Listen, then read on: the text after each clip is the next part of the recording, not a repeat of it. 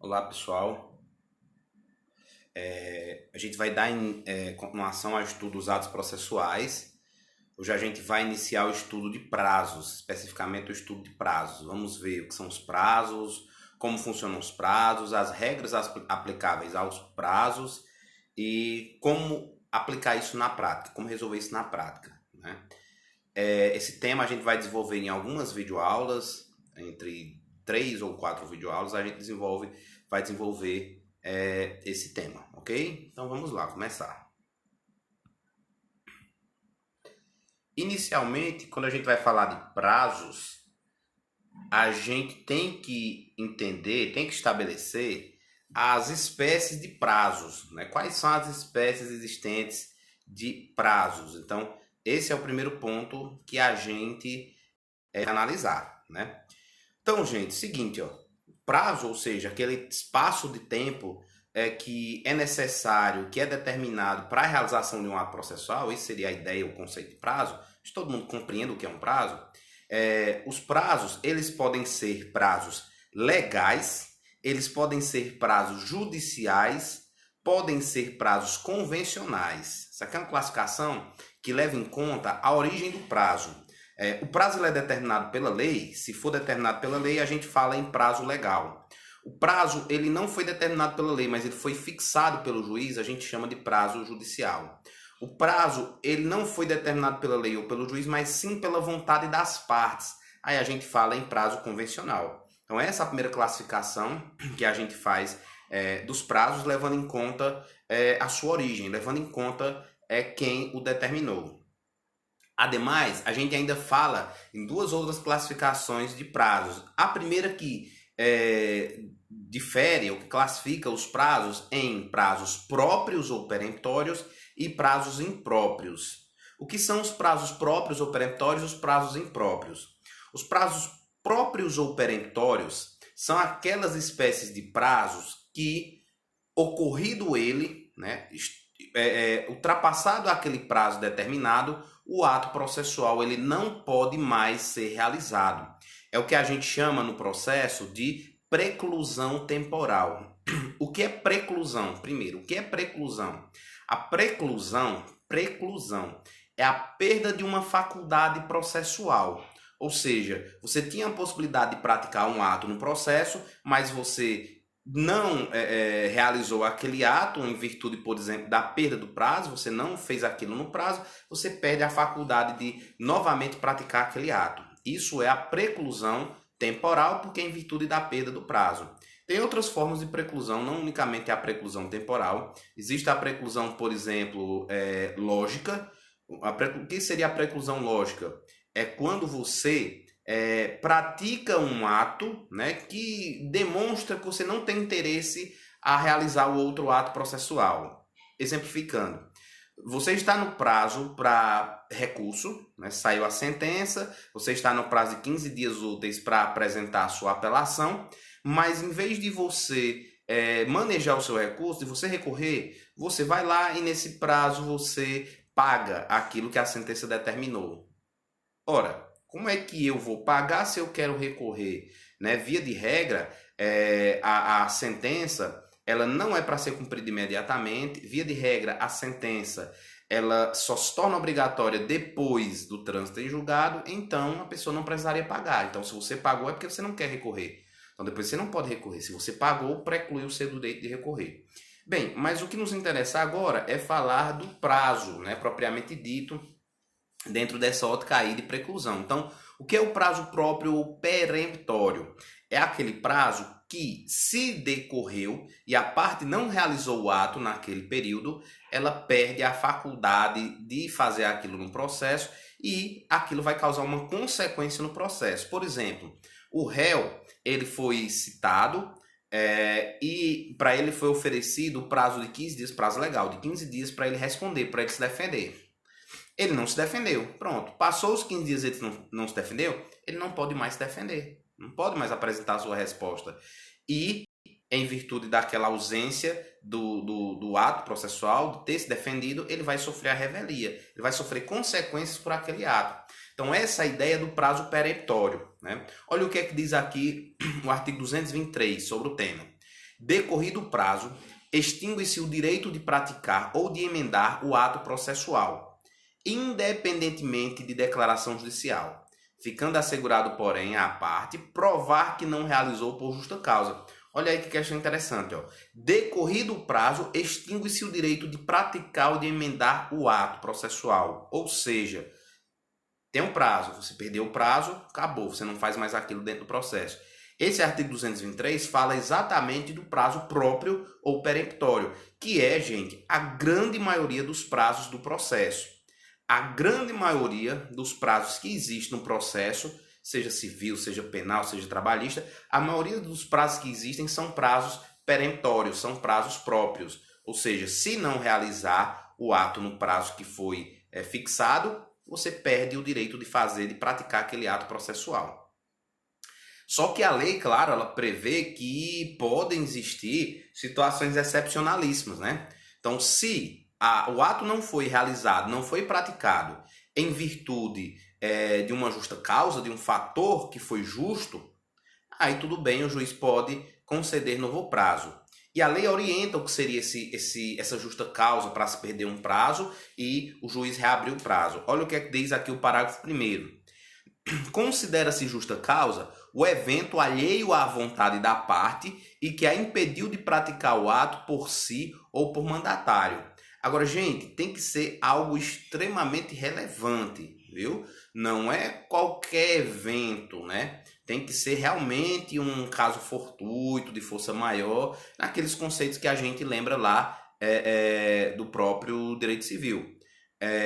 Alguns exemplos que a gente pode pensar, que não chega a ser tão extremo, mas que o próprio Código prevê e a gente vai ver posteriormente. Por exemplo, no último dia do prazo, para você apresentar a sua resposta do réu, por exemplo, o sistema do tribunal ele não está funcionando. Então, o sistema do tribunal ele não está disponível.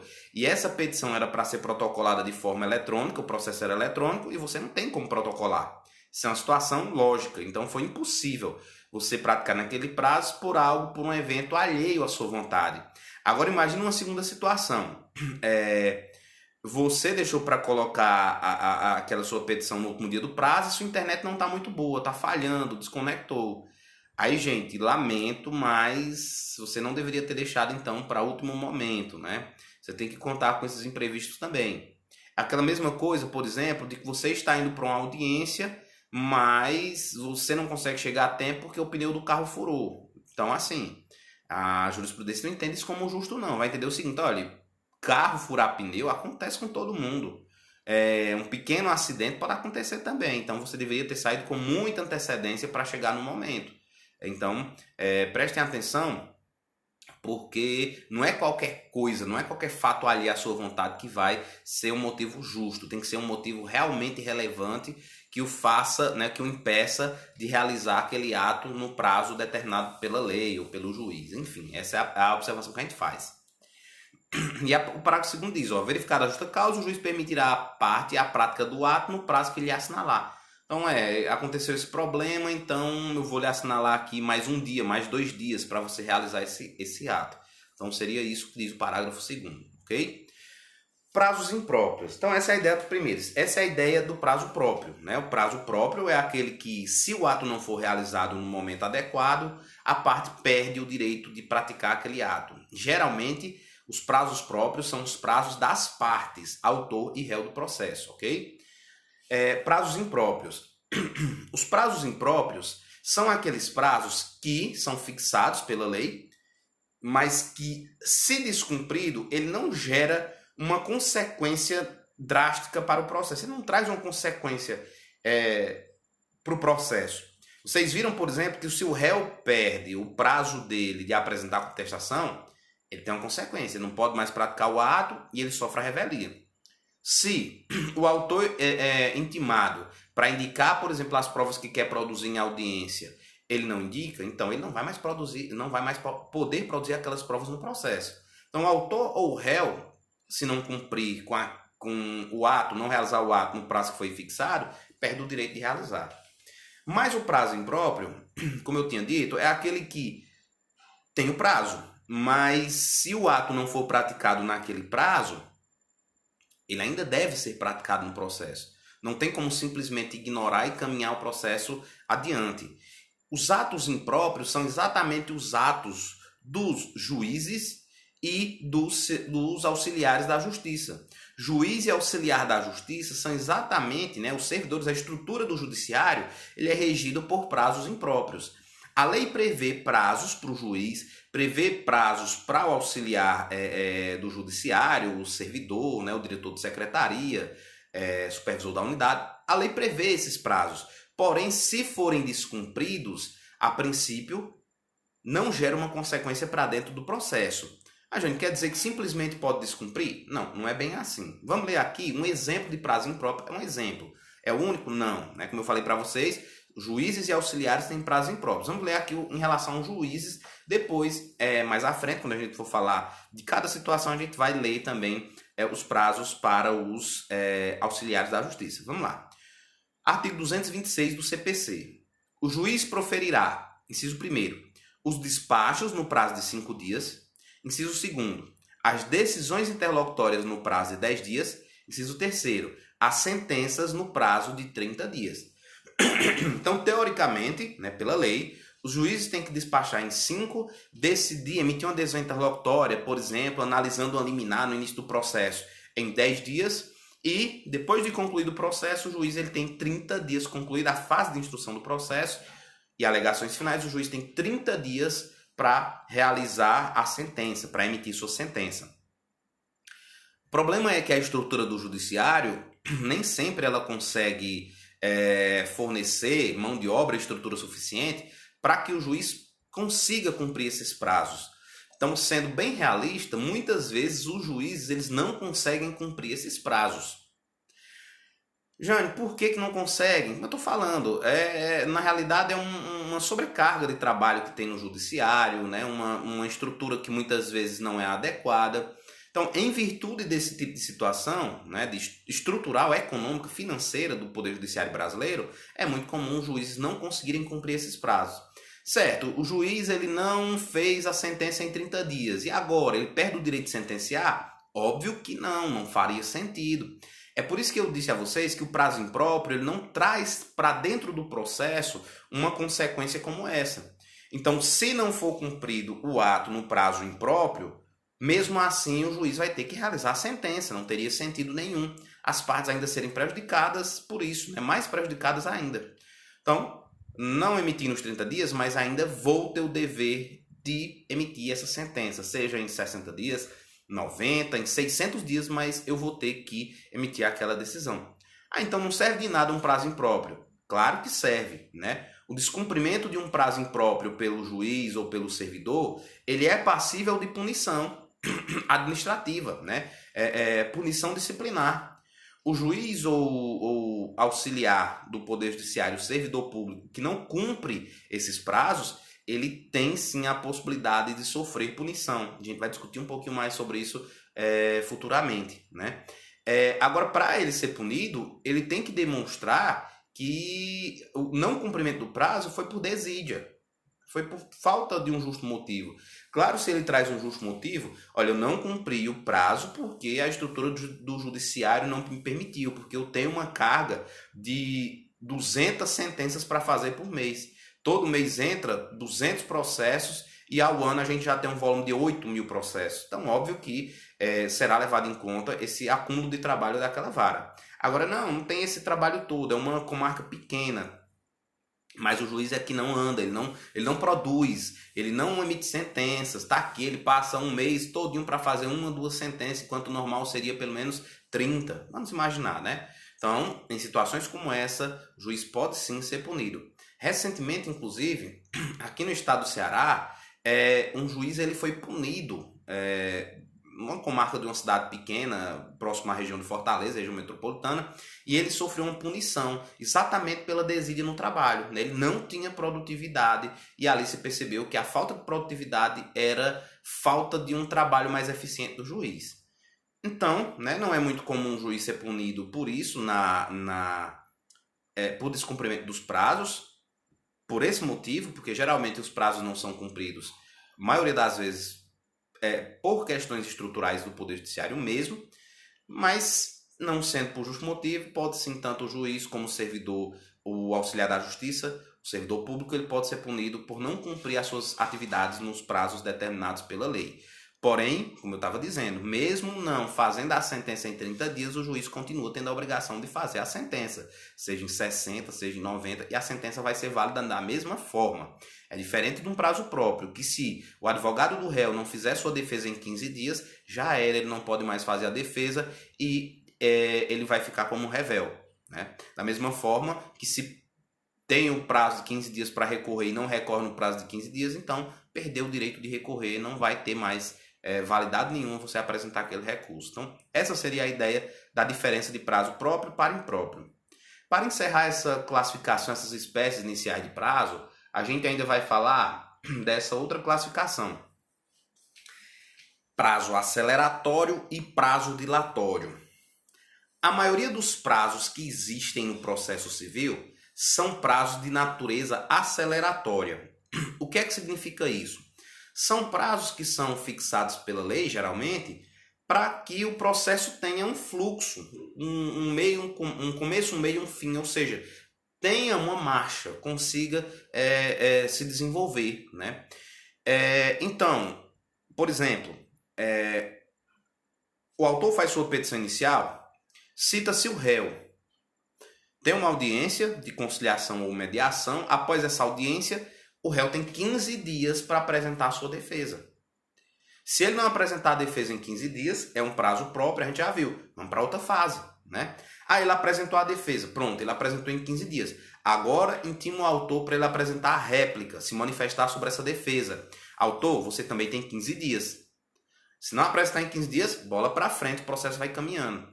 Então, vocês percebem o quê? Pelo prazo aceleratório, se determina um prazo máximo para que as partes realizem aquele ato. Isso vai dando um ritmo, um caminhar ao processo. Se você, por exemplo, é intimado para apresentar a sua réplica, você como autor, o juiz te dá 15 dias, que é o prazo fixado pela lei, e você apresenta a sua réplica em 5 dias, ótimo, válido o seu ato, vamos para frente, né? Vamos lá. Porque o prazo aceleratório ele dá um prazo máximo para as partes fazerem o ato. Daquela mesma forma, por exemplo, quando eu passo para vocês uma atividade, aí eu passo o prazo para vocês. Se vocês quiserem, passo, sei lá, uma semana para entregar a atividade. Se vocês quiserem apresentar com um dia, com 2 dias, tudo válido, eu recebo, né? 3 dias, recebo. Agora, se eu fixasse um prazo da seguinte forma, gente, eu só recebo o trabalho daqui a 15 dias. Só recebo o trabalho daqui a 15 dias, não recebo antes. Aí a gente já está falando de uma segunda modalidade, que é o prazo dilatório. O que seria esse prazo dilatório? A lei ela determina um prazo mínimo para que aquilo aconteça. Prazo mínimo para que aquilo aconteça. É assim, você não pode praticar o ato antes de acontecer pelo menos esse prazo. O ato só pode ser válido depois desse prazo. Aí você pratica. Vamos ler aqui os artigos que falam no prazo aceleratório, exemplos de prazo aceleratório e de prazo dilatório, para vocês tentarem compreender isso com mais clareza e analisando a lei. Prazo aceleratório, aquele que dá o ritmo ao processo. É aquele prazo que se estabelece um tempo máximo, um período máximo para ser realizado o ato. Olha o que é que diz aqui o 335, que é o que a gente estava falando, por exemplo. Agora, né, o exemplo que a gente estava falando. O réu poderá oferecer a contestação por petição no prazo de 15 dias, cujo termo inicial será a data. Aí vai dizer quando é que começa esse prazo a contar. Eu não copiei porque não era necessário agora para a gente. Por exemplo, se teve audiência de conciliação e mediação, é exatamente dessa audiência, do dia que aconteceu essa audiência. Se não teve, se ele foi citado já para se defender, do momento em que é juntado o comprovante de citação no processo. Mas isso a gente vai discutir um pouco mais à frente. Por isso que não é necessário se discutir isso agora. Só mostrando o quê?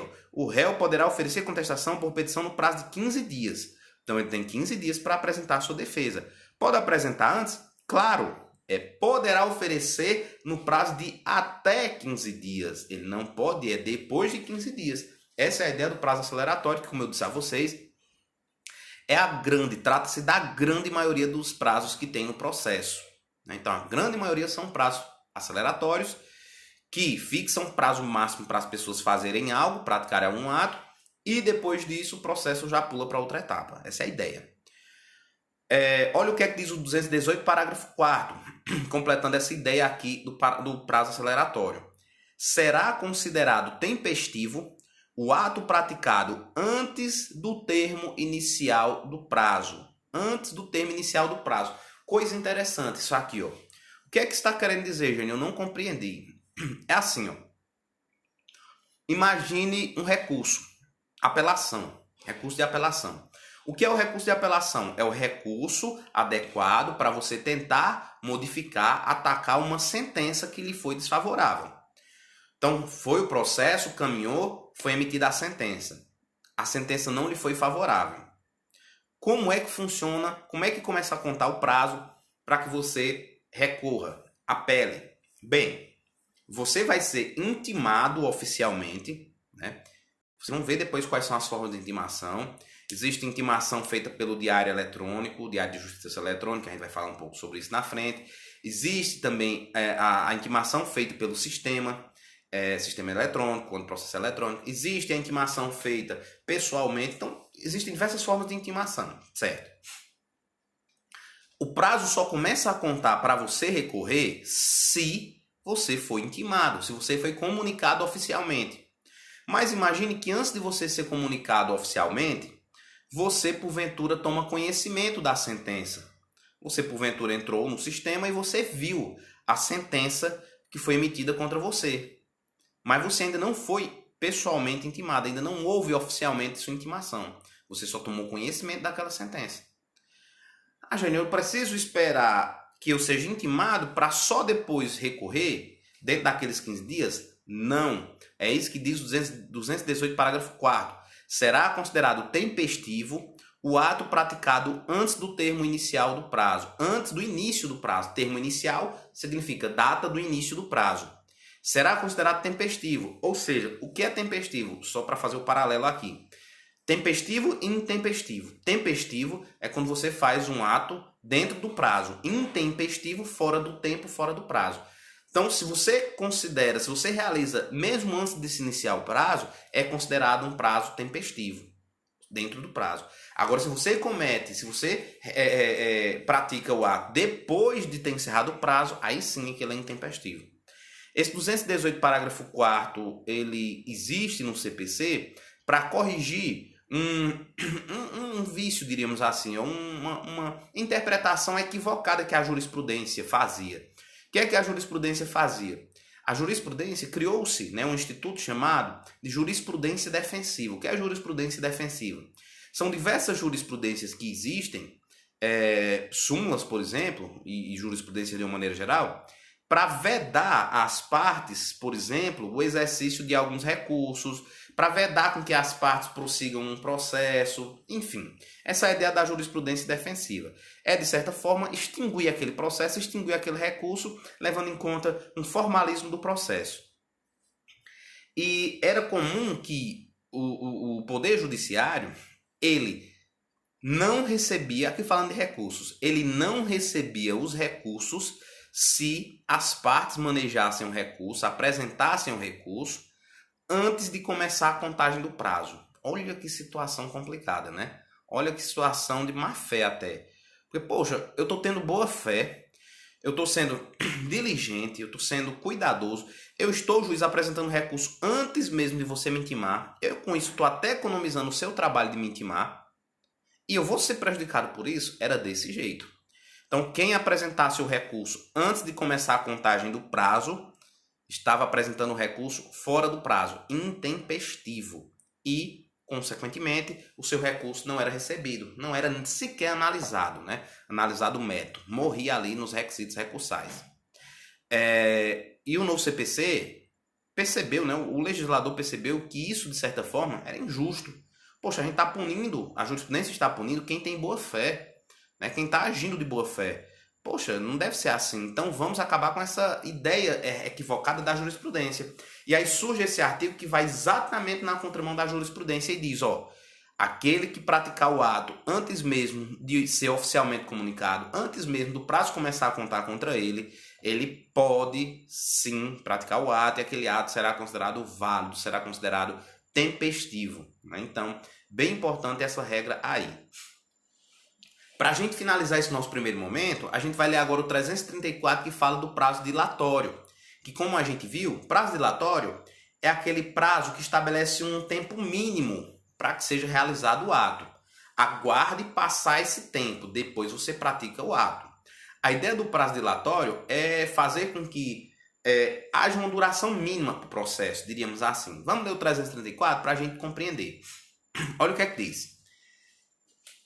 Isso aqui é a medida que o juiz deve tomar, né, quando ele recebe, ele pega a petição inicial e faz aquele juízo de admissibilidade. Olha o que é que diz. Vocês lembram do juízo de admissibilidade, né? Ou seja, quando o juiz analisa as condições da ação, os pressupostos processuais, analisa se aquele processo está apto a prosseguir a partir da análise da petição inicial. Se a petição inicial preencher os requisitos essenciais e não for o caso de improcedência liminar do pedido, que está previsto no artigo 332, o juiz designará audiência de conciliação ou de mediação com antecedência mínima de 30 dias. Então, olha aí, ó. Primeiro, petição inicial está ok? Todos os requisitos estão preenchidos? Estão. Não é o caso de julgamento de improcedência liminar do pedido? Não. Por exemplo, no caso de improcedência liminar do pedido, o autor está entrou com ação para pedir algo contrário a uma súmula do STF. Totalmente contrário a uma súmula do STF. Uma súmula, imagina ainda mais, uma súmula vinculante. Isso não tem como ir para frente. Então o juiz ele já pode julgar contra o autor ali, improcedente, já sem precisar sequer inicialmente dar espaço para o réu se defender, citar o réu para ele se defender. Então olha que situação diferente, né? Mas imagine, não é um caso de improcedência liminar do pedido, que está regulado no artigo 332 do CPC. Não é um caso de extinção do processo em resolução de mérito por ausência das condições da ação e pressupostos processuais. Os requisitos estão tudo bonitinho preenchido. Então o juiz vai determinar a realização, vai designar uma audiência de conciliação ou de mediação. Então ele, pronto, está tudo ok aqui, então vamos designar uma audiência de conciliação, uma audiência de mediação, certo? Mas a lei exige um prazo mínimo. Então, se ele hoje está fazendo o despacho dele, hoje ele está lá fazendo o despacho dele inicial, designando a audiência de mediação, ele não estabelecer a audiência a não ser depois de 30 dias para frente. Então, ele tem que olhar o calendário, ele tem que contar 30 dias úteis, porque todos os prazos do processo civil são úteis, viu? Então, depois a gente vai ver essa regra também, mas só para ficar bem claro. Então, ele vai analisar a data do despacho que ele está fazendo, ele vai contar 30 dias úteis para frente e ele não pode marcar essa audiência antes desses 30 dias úteis. Ele não pode marcar antes desses 30 dias úteis. Pode marcar depois? Claro. Essa é a lógica do prazo dilatório. Olha, o ato não pode ser feito antes, mas depois pode. Ah, Jânio, ele quer marcar com 60 dias depois do despacho. Pode? Pode. E muitas vezes a realidade é que vai ser dessa forma. Porque a pauta de audiências e de demandas são muito grandes, né? Ah, Jânio, foi marcado para 6 meses à frente. Vários e vários dias úteis à frente, né? 100 dias úteis à frente. Pode? Pode. O que ele não pode marcar é antes de pelo menos 30 dias úteis. É isso que diz essa parte inicial do artigo. O juiz designará audiência de conciliação e mediação com antecedência mínima de 30 dias, devendo ser citado o réu com pelo menos 20 dias de antecedência. Ainda tem essa outra regra. Olha qual outra regra. Então, primeira regra. O juiz, para marcar a audiência, ele deve respeitar um prazo mínimo entre a data que ele está fazendo o despacho dele e a data da audiência. Ele tem que respeitar o mínimo de 30 dias úteis. Agora, ele tem que calcular, ele tem que ser hábil, né? O oficial de justiça dele tem que ser hábil, ou, enfim, o diretor de secretaria, para que a citação do réu aconteça também com pelo menos 20 dias úteis antes da audiência. Então, entre a audiência e o dia que o réu recebe a citação, tem que ter pelo menos à frente, né, para a audiência, 20 dias úteis. Para que, Jânio, isso? Para o réu ter pelo menos um prazo mínimo de se organizar, de olhar bem o que é a demanda, de contratar um advogado, de pensar em soluções de acordo. Seria um tempo mínimo para ele se organizar e participar dessa audiência. Então, olha como é que funciona esse prazo dilatório, é um prazo mínimo. Jânio, e se o juiz marcar a audiência antes desse prazo de 30 dias? Aquela audiência não será válida. Aquela audiência não será válida. Se as partes não comparecerem, não vai ter nenhuma consequência para as partes, porque ela não é válida. Ah, Jânio, imagine que o réu ele recebeu a carta de citação 2 dias antes da audiência. Ele não é obrigado a comparecer à audiência, porque para ele aquela audiência não será válida, porque ele tem que receber essa carta pelo menos 20 dias úteis antes da audiência. Então, por isso que é esse prazo dilatório, né? Como é que funciona esse prazo dilatório? Olha, eu dou um prazo mínimo para realizar o ato. Se aquele ato acontecer antes do prazo mínimo, ele não tem validade. Então, essa é a ideia do prazo dilatório. A gente vai parar por aqui, nessa primeira parte sobre prazo, espécies de prazo, e já já a gente retorna com outro conteúdo acerca de prazo. Forte abraço e até já!